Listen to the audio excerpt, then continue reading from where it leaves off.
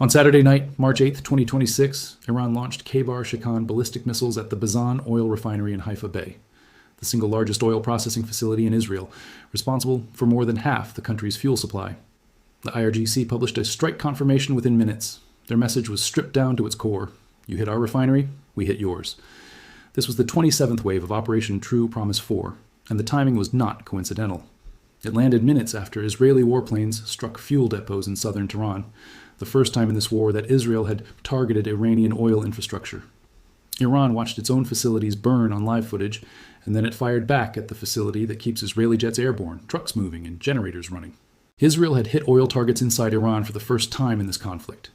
The IDF framed the strikes as targeting fuel sites, supplying both civilian and military consumers, a distinction worth keeping in mind. Fires broke out at depots across Tehran and Alborz provinces. Footage from the Chitgar depot on Tehran's outskirts showed a wall of flame visible for kilometers.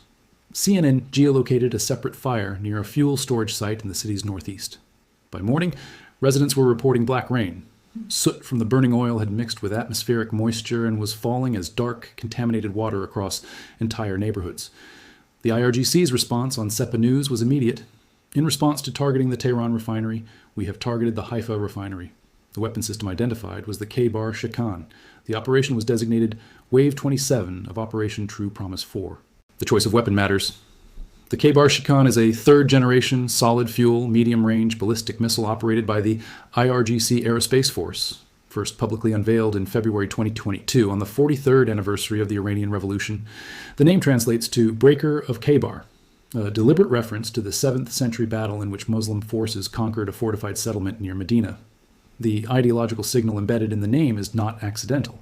The missile stretches 11.4 meters in length with a diameter of 0.76 meters, a launch weight between 4.5 and 6.3 tons, and a warhead payload of approximately 550 kilars of high explosive.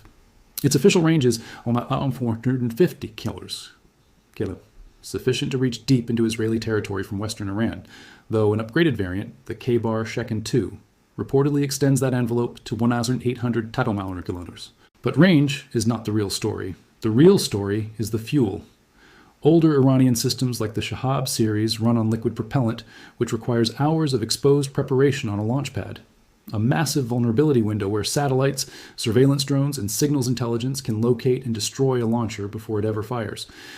The Kheibar Shekan eliminated that problem entirely. Solid fuel means the missile can sit loaded and hidden on a commercial truck chassis, indistinguishable from civilian cargo, and fire within minutes of receiving an order.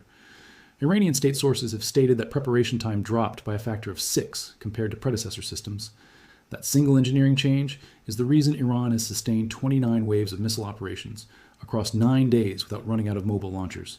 You cannot destroy what you cannot find. You cannot find what looks like a freight truck parked in a warehouse.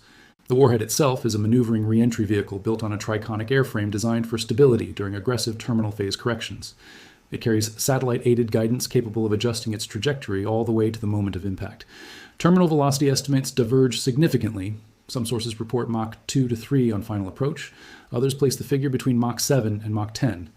That discrepancy is itself significant. It suggests either deliberate ambiguity from Iranian sources to complicate Israeli defense planning, or genuine uncertainty among Western intelligence analysts about the system's actual performance envelope. Either way, the missile is specifically engineered to defeat layered air defense architectures. Whether those defenses held at Haifa Bay remains an open question. Neither government has provided a straight answer. Now consider the target. The Bazan Group oil refinery at Haifa Bay is not just any industrial facility. It is the single largest oil processing complex in Israel, 526 acres, situated roughly 2 kilometers from residential neighborhoods. It processes imported crude and supplies between 50 and 60% of Israel's total domestic fuel needs. Diesel for transportation, gasoline, kerosene for jet fuel, and cooking gas. Israel has only one other functioning refinery, the Paz oil plant in Ashdod, operating at 110,000 barrels per day. If Bazan goes offline for an extended period, there is no domestic backup capable of filling that gap.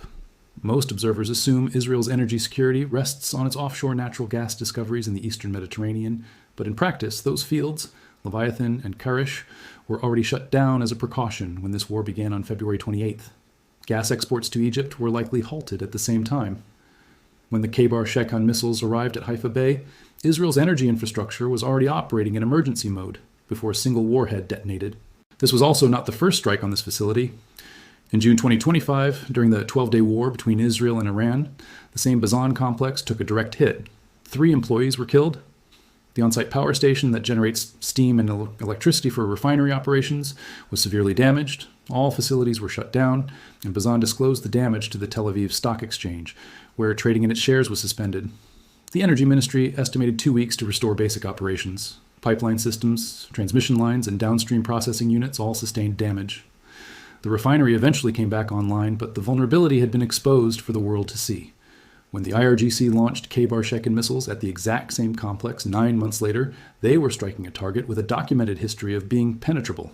As of now, Israeli military sources have not confirmed or denied the extent of damage from the March 8th strike. That silence mirrors June 2025, when it took days for the full picture to emerge through stock exchange filings and Energy Ministry assessments. If the pattern holds, expect a Bazan disclosure to the Tel Aviv Stock Exchange within 48 to 72 hours. The refinery strike is not an isolated event. It is one note in a rapidly expanding conflict that has begun reshaping the global economy. The escalation started on February 28th, when the United States and Israel launched joint strikes on Iran under an operation designated Epic Fury. Supreme Leader Ali Khamenei was killed, along with family members, senior military commanders, and civilians. More than 2,000 strikes were conducted across at least 26 of Iran's 31 provinces in the opening days alone. By day 9, the Iranian Red Crescent reported at least 1,332 Iranians killed, including 194 children. In Lebanon, Israeli strikes had killed 123 people and displaced 95,000. 7 American service members are dead. A strike on a primary school killed at least 160 people, the vast majority of them girls aged 7 to 12. UNESCO called it a grave violation of international humanitarian law. Human Rights Watch called for a war crimes investigation. Iran's response has been relentless. By March 5th, the IRGC reported launching over 500 ballistic and naval missiles and nearly 2,000 drones since the war began, 40% directed at Israel, 60% aimed at American targets across the region. The IRGC has openly stated that it considers the United States the primary adversary in this conflict.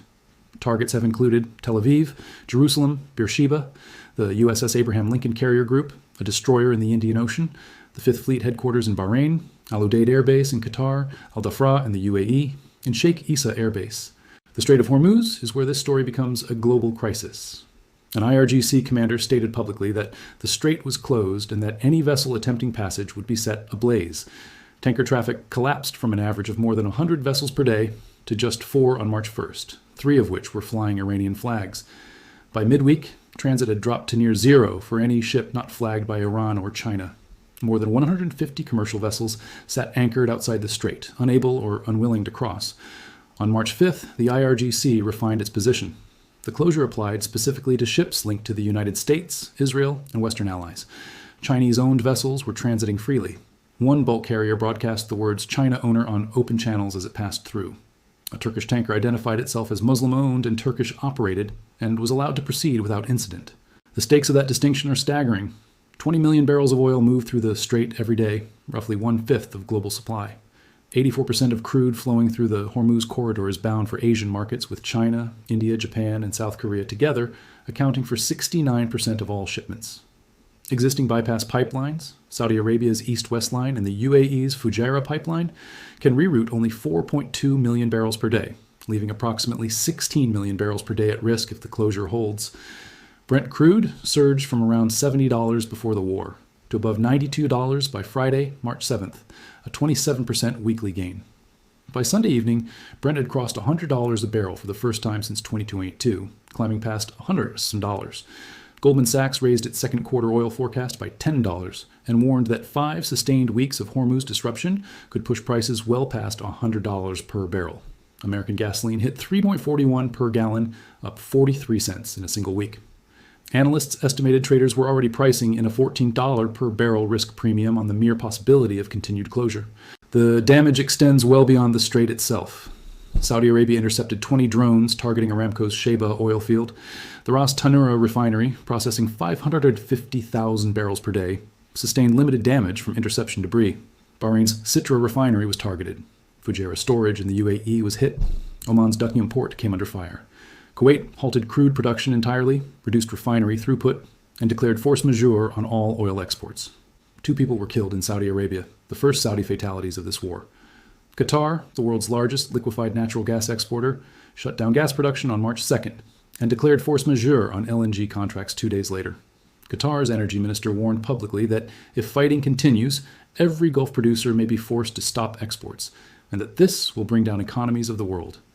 European natural gas futures surged more than 50% in 48 hours before partially pulling back. Most people frame this as a conflict between Iran and Israel. In reality, it is an energy war with a blast radius that reaches every gas station, every shipping lane, and every central bank on Earth. Donald Trump has demanded unconditional surrender from Iran.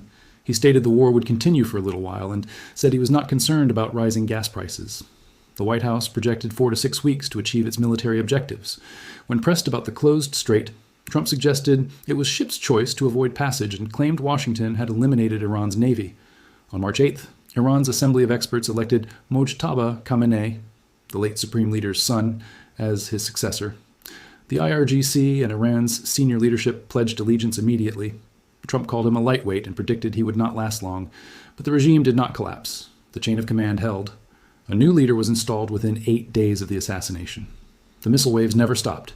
Here is the contradiction Washington has not addressed. The Washington Post revealed a pre-war assessment from the U.S. National Intelligence Council, concluding that a large-scale assault on Iran was unlikely to topple the government. The same report described the prospect of Iran's fragmented opposition taking power as unlikely. Whether Trump read that assessment before ordering the strikes remains an open question. What is not in question is the outcome. 9 days in, 29 waves of retaliation, a new supreme leader seated, and the IRGC command structure intact.